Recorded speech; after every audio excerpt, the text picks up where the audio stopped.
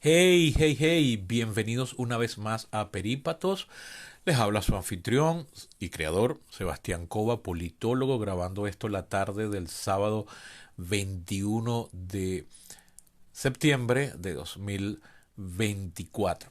Este capítulo, la idea es que fuese un capítulo ya escrito con guión, sin embargo en la semana se me complicó bastante. Y entonces aprovecho la oportunidad antes de sentarme de lleno a hacer una cobertura mucho más meditada e investigada sobre las elecciones en los Estados Unidos. Quería atajar antes de eso un par de temas. Uno que había quedado pendiente desde el último programa de julio, donde había hecho una mención a la situación política en Francia.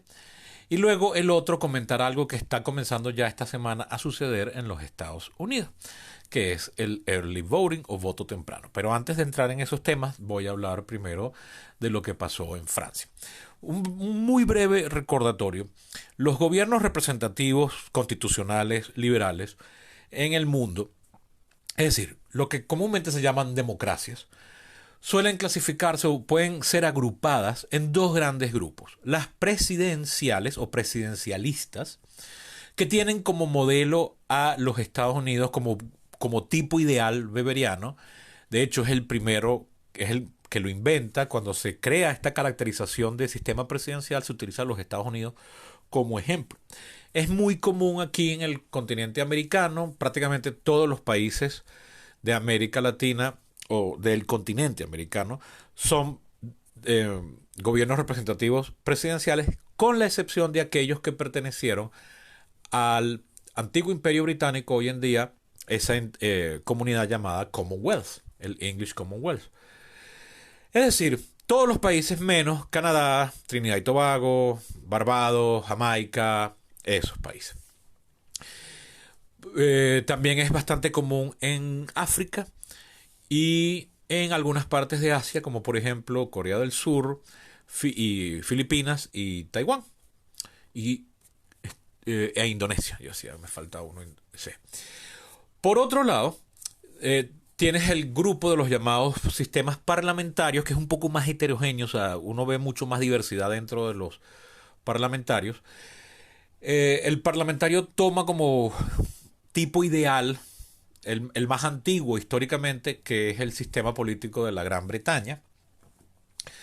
Es como el más icónico de todos.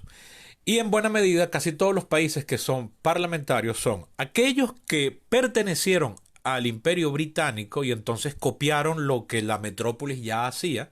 Es decir, Canadá, Australia, Nueva Zelanda, India, que sería el más grande del mundo por población, por número de personas que votan. Y algunos países africanos también que pertenecieron al Commonwealth, aunque ahí sí no todos. Como les había dicho, bueno, todas estas islas del Caribe, como Trinidad y Tobago, como Barbados, como Jamaica y tal.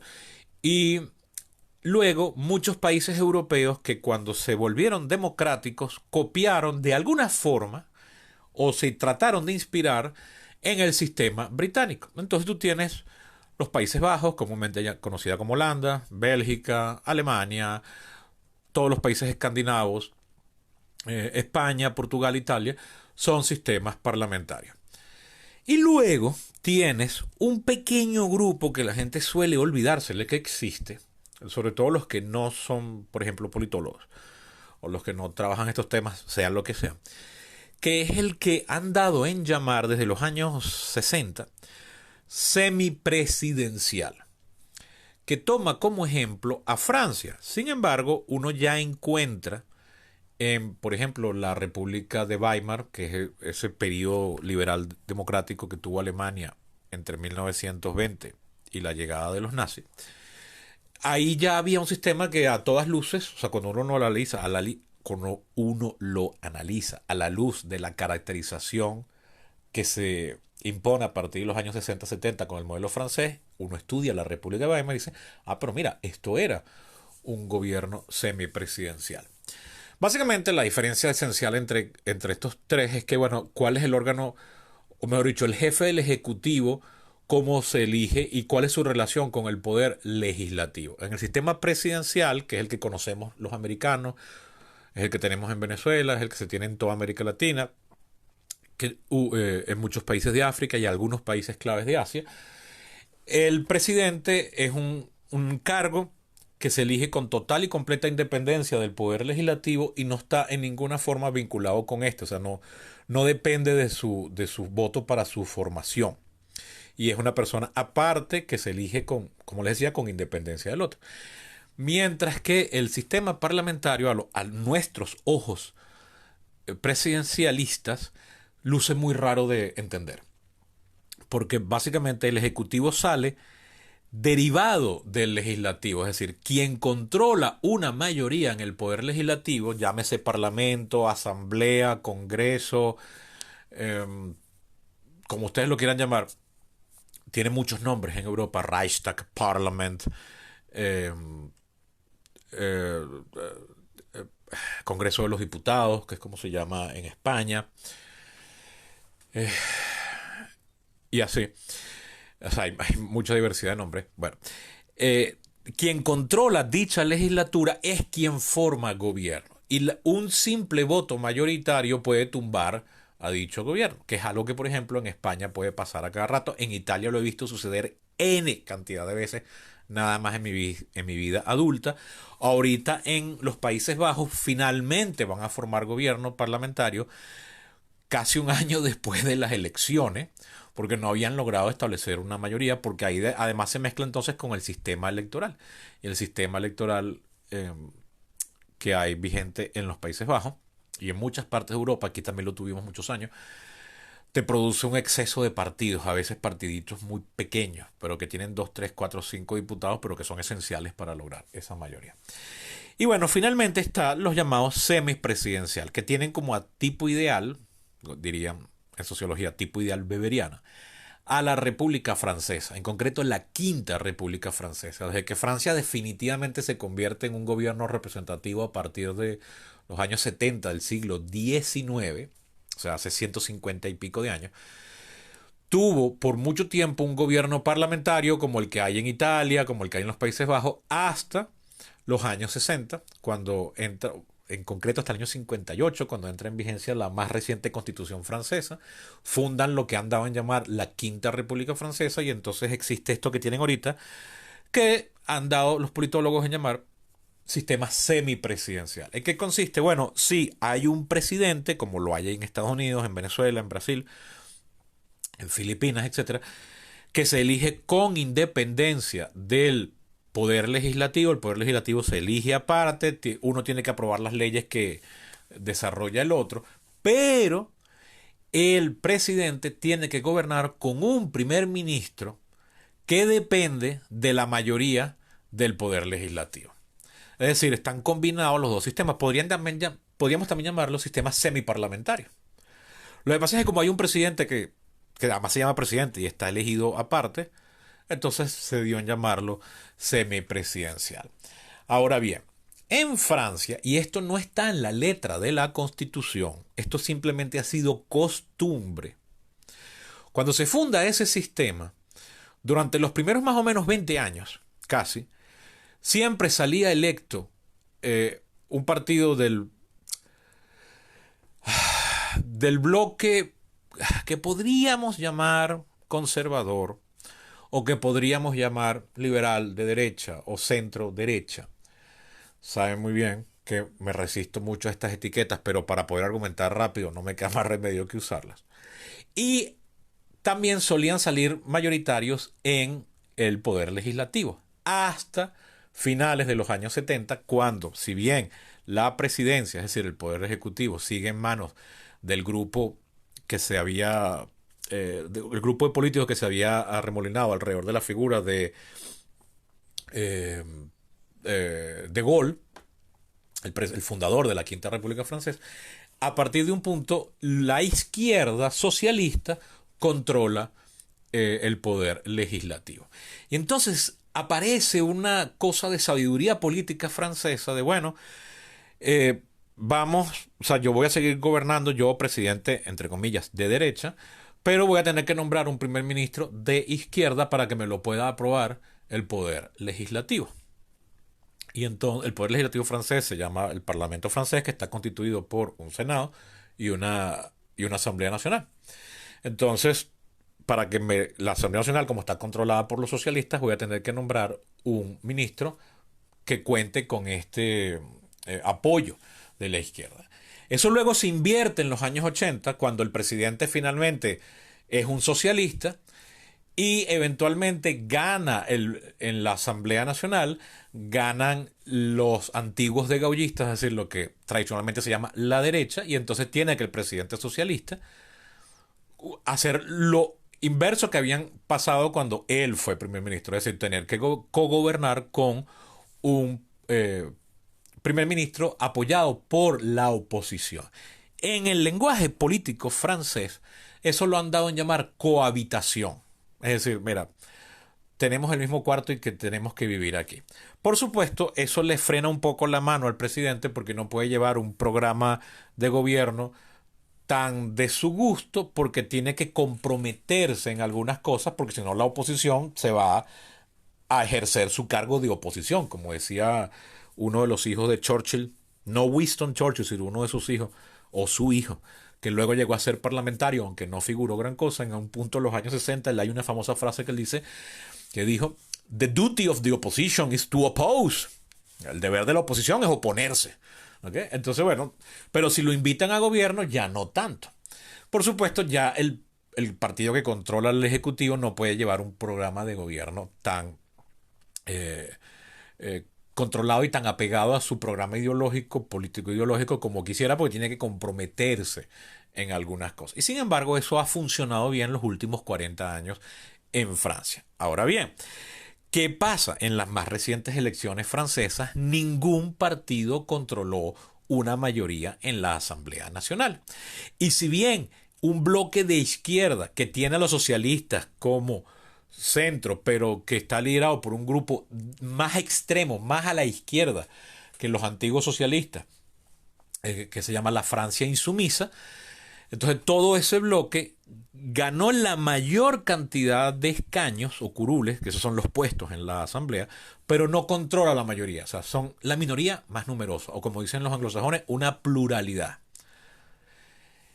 Hay luego un bloque de gente que de centro que estaría vinculado o comparte plataforma ideológica con el presidente Emmanuel Macron, y finalmente un grupo de extrema derecha nacionalistoide, algunos dirían que prácticamente fascista, que tiene a su líder, tiene a la líder Jean-Marie, no, ¿cómo es que se llama ella? Marie Le Pen, exacto. Ningún bloque controla una mayoría. Entonces, ¿cómo iba a nombrar ahora un primer ministro Emmanuel Macron? Y ustedes dirán, bueno, y es importante, sí, porque si bien el presidente tiene en Francia muchísimo poder, controla totalmente la política exterior, es el que forma gabinete, necesita para poder aprobar los presupuestos un primer ministro que además se encargue de los asuntos de la menudencia de la política interior. De verdad que las ocupaciones y lo que tiene que hacer el primer ministro es un poco etéreo en definición, pero lleva como la política del día a día y tiene que estar constantemente negociando en el Parlamento para que consiguiera aprobación para presupuestos y todo eso. Entonces, ¿qué ha pasado ahorita en Francia? Finalmente, ya esta semana, o desde la última vez que hice un capítulo para tocar el tema, que finalmente Macron decidió formar un gabinete y escogió un primer ministro que no es de la izquierda, es alguien de su grupo de centro derecha. Por supuesto, esto ha caído muy mal. Algunos dicen que bolas, que está traicionando la voluntad popular, pero lo cierto es que nada lo obliga a él a tener que escoger un primer ministro que sea del partido que sacó la mayor cantidad de votos. No, eso había sido una tradición en los años, en la política francesa, a partir de finales de los años 70. Era una solución ad hoc que funcionó una vez, luego la vuelven a aplicar otra vez, y luego la vuelven a aplicar otra vez, y se fue volviendo costumbre. Pero nada en la ley obliga a eso. Primero. Segundo, eso era claro tener que hacerlo cuando un partido, no quedaba ninguna duda, que había controlaba, un partido de oposición controlaba la mayoría, o sea, había obtenido la mayoría de los escaños, que no es lo que pasó en Francia. Fíjense que aquí hay una fina línea de distinción, porque en castellano usamos indistintamente estos términos. Ser la fuerza más votada, la que consigue la mayor cantidad de curules, no es exactamente lo mismo que ser la mayoría. Los dos términos se parecen, pero no son lo mismo. Vamos a poner un ejemplo. Tienes un cuerpo colegiado de 100 escaños. La mayoría sería 51, porque tienes la mitad más uno. 51, 60, 75, 80, 90, 100. Bueno, 100 sería la totalidad, ¿no? Pero mayoría es que tú controlas, o sea, tú puedes pasar todo lo que quieras pasar por ahí porque tienes cómo vencer un veto de la oposición. Tener la mayor cantidad de votos, que no es lo mismo que ser mayoría, es, por ejemplo, que tú tengas 40 curules. Pero 40 tiene todavía otros, te faltan 11 para ser mayoría. Los otros dos bloques tienen 60 curules. Entonces, a eso, por ejemplo, los anglosajones lo llaman una pluralidad. En Estados Unidos dicen, o en Gran Bretaña dicen, bueno, el partido que consiguió la pluralidad de los curules. Así es como lo llaman allá. En Venezuela tú ves que es más común decir la minoría más numerosa o la minoría mayoritaria. Es decir, porque nadie alcanza la mayoría, pero hay un bloque que es más grande y ese bloque está ahí amenazante. Porque te puede vetar, basta con que consiga 11 votos del otro lado para que te bloquee, por ejemplo, un presupuesto, el presupuesto del año que viene. Entonces, bueno, para evitar eso, tú formabas gobierno o invitabas a esa gente a que formara gobierno contigo. Pero el bloque de la Francia insumisa es bastante radical y hizo campaña prometiendo ponerle un parado a Manuel Macron porque para ellos como dicen en inglés, nosotros en español decimos la gota que derramó el vaso, en inglés dicen la paja que rompió la espalda, me parece muy cómico esa forma de decirlo, es cuando Macron pasó una reforma al sistema de pensiones, pasando por encima del veto que le estaban tratando de lograr en la Asamblea Nacional y ignorando la gran ola de protestas de los muchísimos sindicatos que hay en Francia y que tenían bloqueado al país entero. Entonces para ellos eso fue ya como la afrenta máxima.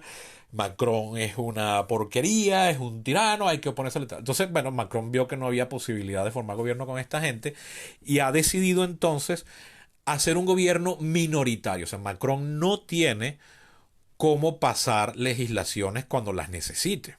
Su primer ministro va a sudar sangre a partir de ahora. Entonces, bueno, ¿cómo se espera formar gobierno ahí? Nadie sabe, pero hay ya quienes se sospechan por ciertos nombres que han aparecido en este nuevo gabinete, que son 19 ministros. O sea, el gabinete lo forma el primer ministro con instrucciones que le da el presidente. Este nuevo gabinete tiene uno que otro elemento que si bien no pertenece al Frente Nacional, que es el partido de Marine Le Pen, tiene idea o ha expresado en público ideas que se acercan muchísimo a la de este bloque. Entonces, bueno, sospecho yo aquí, Sebastián Cova, que si ve que hay mociones para tumbar el gobierno o bloquear al presidente, Macron y su primer ministro no van a pretender buscar alianzas en el bloque de izquierda, sino en el bloque de ultraderecha. Hasta ahí. Eso es lo único que sabemos. Lo cierto es que los años que le queden a Macron en el gobierno van a ser bastante... Los presidentes de Francia duran 5 años. Van a ser bastante... Y ya Macron está en su segundo periodo. Hay límite de reelección. Van a ser un poco... bastante inactivos, o sea, inactivos en cuanto a resolver y poder producir políticas públicas, pero van a ser bastante activos en cuanto a la conflictividad. O sea, creo que vamos a ver las noticias del caos francés a cada rato en los años que le quedan al gobierno de Emmanuel Macron y vamos a ver si esto se convierte en crédito, o sea, en subir en las encuestas al bloque de izquierda, de modo que el próximo presidente entonces sea alguien salido de este bloque de la Francia insumisa, o por el contrario, se queda en el grupo de centro derecha vinculado a Emmanuel Macron. De verdad, Emmanuel Macron, desde que yo sigo la política francesa, que lamentablemente no la sigo con el nivel de detalle que sigo en la de el mundo anglosajón y el mundo hispano, la de Francia no, en parte obviamente por un problema de la barrera idiomática. Yo no hablo ni leo francés. Sin embargo, abunda mucha información en las dos lenguas que sí hablo, que son inglés y español. No lo he seguido tan de cerca, lamentablemente. Pero aún así, sí he visto que Emmanuel Macron, para empezar, se logró reelegir. Eso es algo que yo no veía suceder en Francia desde principios de este siglo, si mal no recuerdo, si no me falla la memoria. Entonces ya por ahí y haber logrado pasar la reforma al sistema de pensiones, si ven con un mecanismo un poco antipático, pero perfectamente legal, también es otro gran logro. Y hasta ahí por Francia. Luego, ya para cerrar, el comentario que quería hacer de los Estados Unidos es algo que dije de pasada en el capítulo larguísimo este de hora y media que hice sobre una vez que se terminó el debate presidencial de los Estados Unidos. Dos cosas rápidas. Primero, las encuestas siguen muy cerradas en los Estados Unidos y la tendencia simplemente se ha revertido. Durante los primeros 7 meses de este año, teníamos a los dos candidatos, que en ese momento eran Biden y Trump, dentro del margen de error en el voto popular a nivel nacional, pero en el promedio de encuestas, Trump siempre quedaba adelante. Sin embargo, siempre dentro del margen de error. Y a partir de finales de julio, principios de agosto, se ha invertido la tendencia y ahora Harris lidera el promedio de encuestas nacionales donde se mide el voto popular, o sea, la intención de voto, pero una vez más dentro del margen de error. Sin embargo, como he dicho antes, no, a diferencia de cualquier otro país democrático del mundo, en los Estados Unidos no se puede ver la cosa por encuestas nacionales, por voto popular nacional, porque allá el presidente se elige por esa institución arcaica y súper complicada para quienes no somos americanos, gringos, que es el colegio electoral. O sea, lo que importa es quién gana los estados. Entonces, en las encuestas de los estados, cuando uno busca el voto popular, Kamala Harris está liderando, pero eh, se gana con 270 votos, que sería la mitad más uno de 538, que es la cantidad de electores en el colegio electoral. Kamala Harris ha estado promediando entre 280 y 290. Es decir, sí gana el voto electoral, pero está cerrado. Para que se den una idea, Trump ganó en 2016, incluso perdiendo el voto popular por poco menos de 3%, ganó el colegio electoral con 305 electores. Y 4 años después, en 2020, fue exactamente al revés. Biden ganó el colegio electoral por los mismos 305 electores que había ganado Trump 4 años antes. Con la diferencia de que en esta oportunidad Biden sí ganó el voto popular. O sea, ganó las dos cosas. O sea, ahí no se pone en duda la legitimidad democrática. En el anterior, sí desde el punto de vista del patos democrático, pero no desde el punto de vista legal. Porque eso es legal. O sea, eso puede pasar en los Estados Unidos. Ok. Dicho eso, les comento algo que es lo que mencioné de pasada en ese capítulo al que hice referencia, que es que en los Estados Unidos esta semana ya empezó el early voting, el voto temprano. Como les decía, en los Estados Unidos se gana es dependiendo de quién gane en los estados. Y la Constitución le otorga a los estados la mejor manera de llevar sus votaciones. No hay un CNE como hay aquí, no hay un Centro Nacional, com- eh, un Consejo Nacional Electoral, ni Centro Nacional Electoral, ni Comando Nacional Electoral. Lo que hay es, eh, vamos a decirlo así, oficinas de votación en los estados, en cada uno de los estados, que están adscritos al secretario de estado de cada estado, que vendría siendo como el ministro de Interior de cada uno de los estados. Pero muchas veces dentro de los estados eso también está descentralizado y cada condado lleva su propio mecanismo electoral. Sin embargo, la ley que rige para cada estado sí es una ley estatal y en muchos estados hay la posibilidad de votar temprano. Es decir, tú no tienes que esperar al día que estipule la Constitución para votar, que este año va a ser el martes 5 de noviembre. Tú puedes, si el estado lo tiene estipulado en su legislación, tú puedes votar antes. Y puedes votar antes por alguno de los siguientes mecanismos. Pedir que te manden por correo la boleta y luego vas y la depositas en un centro de acopio de boletas donde se quedan guardadas. Me imagino que las irán concentrando en un galpón estatal importante y se quedan guardadas ahí. Esa es una opción. Otra opción es que habilitan centros electorales que pueden ser itinerantes, o sea, un camioncito, una van, una cosa así, ponen unos toldos, o te dicen, si usted quiere votar antes, bueno, esta semana va a estar habilitado este sitio. Eso es otra. Entonces tú vas, como si fuese el día de las elecciones, tú pides votar, te dan tu boleta, votas ahí y ya lo guardan. Y lo guardan en la urna y se queda guardado hasta el 5 de noviembre. O lo más común es que votes por correo. O sea, tú pides que te manden la boleta de votación o las boletas, porque en todos los estados, además de escoger presidente, están escogiendo también representante del Congreso. En algunos estados pueden estar escogiendo senadores al Congreso. Pueden que estén escogiendo gobernador también. Pueden que estén escogiendo senador estadal o representante estadal. O pueden que estén escogiendo alcalde o miembro de la junta del condado, o pueden que estén eligiendo al jefe de la zona o a los miembros de la zona educativa, o que haya varios referendas para votar cosas como si a los perros se le pueden quitar las uñas o no, o si se pueden pintar las casas de colores chillones o no. Ese tipo o sea, en los Estados Unidos someten a votación todo. En algunos estados se eligen por votación también los jueces. Entonces puede que de repente te manden la boleta y te manden para que votes por un juez. O sea, te pueden mandar un sobre gigantesco de boletas electorales. Y tú las botas, las llenas, pones todos los recaudos que ellos te piden que tengan que poner, que si la firma, y lo mandas por correo y eso se queda guardado. En cualquiera de estos mecanismos, por ejemplo, hay un estado que es Washington, donde la única forma de votar es por correo. Desde los tempranos años 90 se eliminó el centro de votación y solo se vota por correo. En otros estados eso es complementario con la otra forma. Eso sí, si tú escoges una, ya no votas por la otra.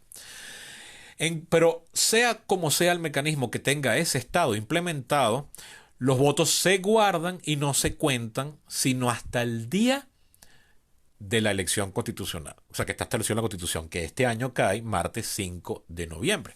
En 2020 cayó 3 de noviembre. Siempre cae entre el 2 y el 10, más o menos. O entre el 2 y el 9. Siempre. Y ustedes dirán, ¿y eso seguro? Mira, a nuestra perspectiva latinoamericana luce insólito, pero sí, ojo, no es el único país que se hace. Como les decía, en India se va votando de forma parcial. O sea, primero habilitan en unos estados, luego se llevan todo el equipo de votación para otros estados, y después de que han acumulado todas esas boletas que son literalmente centenares de millones, después es que las comienzan a contar, después de 2 meses. Bueno, en muchos países, de hecho, en España ya desde los finales de los 90, cuando tú tenías el derecho al voto viviendo aquí en Venezuela, no tenías necesariamente que ir a votar al consulado, te lo mandaban a tu casa y tú llenabas las boletas y luego las mandabas por correo, o ibas y las dejabas en el consulado y ellos las mandaban para allá y allá las contaban. O sea, este sistema es muy común, y en los Estados Unidos los ejemplos más antiguos de votación o votación postal o por correo se van al siglo XIX. Durante la guerra civil, los soldados de la Unión que estaban en el frente votaban por correo. O sea, estaban cayéndose a tiros, matándose en las trincheras, en el frente de la Confederación. Pero mira, hay que votar. Ah, ok, dame. Y mandaban su voto y luego seguían echándose tiros. Por supuesto, eso me parece envidiable. Y es bastante seguro. Bueno, ¿ya en todos los estados se puede votar temprano? No. Depende del estado. Esta semana son 3 estados nada más, que creo que son Dakota del Sur, Minnesota y Virginia. Y si no es Minnesota, es Wisconsin. Siempre confundo esos dos que están pegaditos. Son los últimos estados del North Midwest. Pero estoy casi seguro que es Minnesota. Dakota del Sur, Minnesota y Virginia ya empezaron esta semana. Luego se van sumando otros estados. Los que tienen, o mejor dicho, al revés, los que tienen el voto temprano más cerrado, más corto, lo tienen de una semana. Los que lo tienen más largo, como pueden ver, lo tienen de mes y medio. Estamos exactamente a mes y medio de las elecciones. Entonces, bueno, ya eso está empezando. En algunos estados se lleva registro de la gente por cómo están registrados para votar. Entonces ya hay gente que comienza a hacer elucubraciones de que, mira, han votado 60% de los demócratas registrados, pero solo 20% de los republicanos registrados. Eso no quiere decir que ya se sepa por quién están votando, sino que en algunos estados se lleva un registro público de cómo está inscrita la gente Esto es para soluciones administrativas, sobre todo a la hora de las primarias y para las estadísticas internas de los partidos. Entonces tú cuando, esto no es en todos los estados y no estás obligado a decirlo, pero, pero sí es bastante común cuando tú te registras para votar, esto ya lo he dicho en el pasado, tú además llenas la planilla y pones a qué partido estás afiliado. Por ejemplo, esto te facilita si tú quieres después participar en la primaria de ese partido. Porque dicen, ah, ok, sí, porque ya tú estás registrado en ese partido. Ahora, como les he dicho en el pasado, cada vez es más común que la gente se registre como independiente o no afiliada. ¿Ok? Y bueno, entonces ya van sacando locuraciones a partir de ese porcentaje. Desde la elección de 2020, Trump la cogió contra el voto postal temprano. Pese a que él votó 1 o 2 semanas antes por correo, ojo. O sea, este tipo es insólito, ¿no? Pero bueno, entonces se vio por primera vez una enorme tendencia de demócratas votando por correo temprano, mientras que muchos republicanos esperaron al día de la elección para ejercer su voto. Pasa que en algunos estados primero cuentan los votos de la gente que votó el día de la elección y luego comienzan a contar los votos que llegaron por correo que fueron depositados en buzones temprano. Entonces, como ellos van haciendo el conteo público, uno va viendo por televisión, aquí ya llevan 1% de los votos escrutados y te van diciendo de ese 1% cómo es la tendencia. Entonces tú ves que hay gente que dice, ah, mira, va ganando un partido y luego al día siguiente ves que va ganando otro. O al día siguiente no, a veces es media hora después. O sea, estás viendo las noticias, viendo el conteo, te vas al baño, te vas a comer y cuando vuelvas a ver el televisor cambió radicalmente. Entonces la gente se asusta. Bueno, ¿qué es esto? Bueno, que ya subió de 1% de votos escrutados a 10. Y cuando comienzan a entrar, si además tú tienes que entonces la mayoría de los demócratas están votando por correo y eso los van a contar después, entonces puede pasar que durante el primer día entero, o las primeras horas, en el caso de este año, esté Trump ganando en un estado, ponte tú, Pensilvania, y luego, a partir de la medianoche, comienza a ganar Kamala Harris, por ejemplo. Entonces eso pone a la gente histérica, la gente se molesta, los que ya son proclives a la conspiración ven, ahí ves, ahí está, ahí está. Entonces, bueno, problemas siempre va a haber, malos si lo haces, malos si no lo haces. La cosa es que para que sepan, ya está empezando el voto temprano en varios estados de los Estados Unidos. Esta semana empezaron 3, poco a poco se irán sumando más. Y para que sepan que esto es un elemento que sucede en los votos tempranos.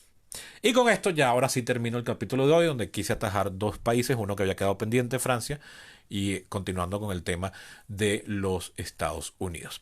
Como siempre les digo, pueden apoyar este podcast, no están obligados, pero sería encantador que lo hicieran visitando mi perfil en Patreon.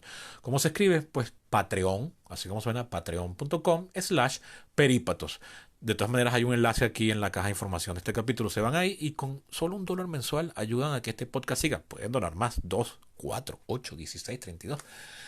Lo cierto es que se los sabré agradecer encarecidamente. También pueden ayudarme haciéndoselo llegar a aquellas personas que creen que les pueda ser de utilidad o que simplemente les guste. Hasta la próxima.